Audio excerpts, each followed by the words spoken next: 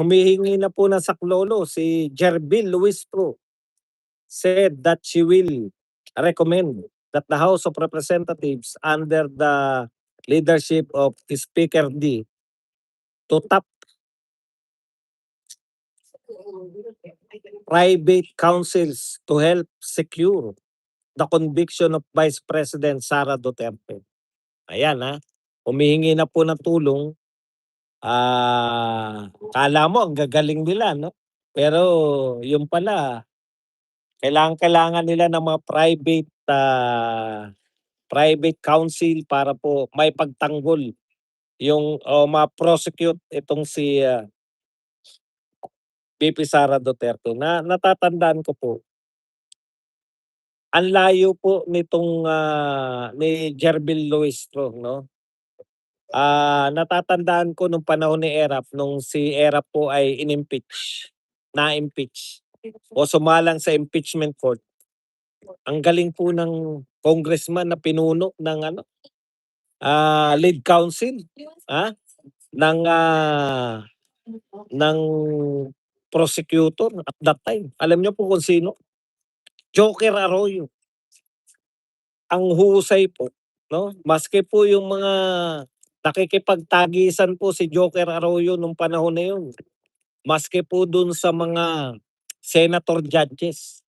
Sa kahusayan nga ni Joker Arroyo, nanalo po siya na senador nung tumakbo siya dahil naipakita niya ang galing.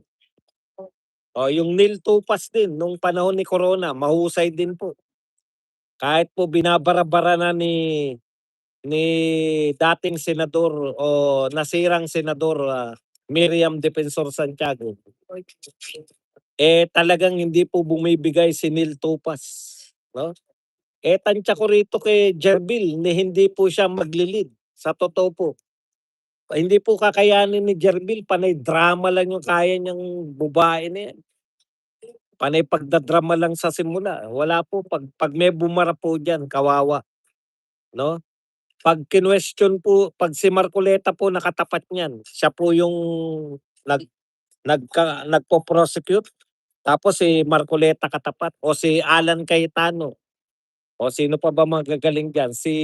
Yung kapatid niya, si Cayetano din. Miski si Chis Escudero. Alam niyo po, sa totoo lang naman, wala naman talaga kayong ebidensya laban kay BP Sara.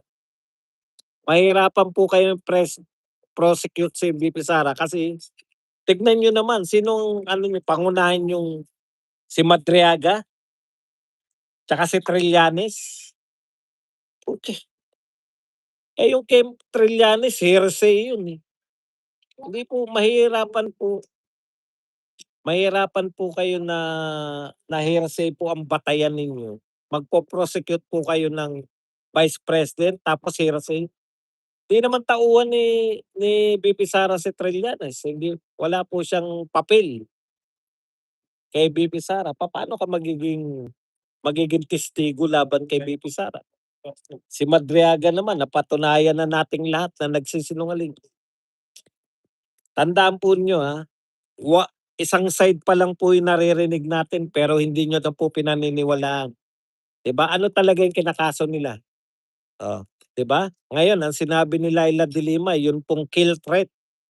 Yun pong threat ni BP Sara na titigukin ng si BBM, si Lisa Marcos at saka si Martin Romualdez. Yun na raw po ang pangunahin nilang yung gravest, yung pinakamatindi na kasalanan ni BP Sara, yung death threat. Out of context po yung death threat nila. Ang linaw po ng sinabi ni BP Sara. Ang may threat po at that time si BP Sara. Kaya po concern sa kanya yung mga nagtanong.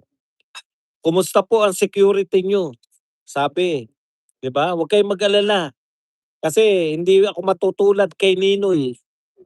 Yun yung sinabi, yun yung context ni BP Sara eh. Ang context ni BP Sara, si Ninoy hindi nakatamot ng katarungan. Si BP Sara ay si Ninoy Aquino namatay, pinatay, pero nagkaroon ng yung presidente yung asawa naging presidente, yung anak naging presidente, walang natamong katarungan. Yun po yung context ni VP Sara kasi tinanong siya tungkol sa kanyang death threat. Si VP Sara po ang may death threat nun. Oo. Si VP Sara po yung may death threat kaya po nag-aalala sa kanya yung mga kasama niya sa Zoom. Tinanong po siya, 'di ba? Sabi sa kanya, "Kumusta po ang security niyo? Huwag kayong mag-alala sa akin. Dahil 'pag tinigok nila ako, may kinausap na ako. Hindi ako papayag na matulad kay Ninoy Aquino na walang naging katarungan. Ngayon pa lang sinigurado ko na 'pag ako natigok, katayin mo si BBM, si Lisa Marcos at saka si Martin Romualdez." Kasi alam niya sila yung tatlong posibleng utak ng, pagtigok sa kanya. Yun po yun, 'di ba?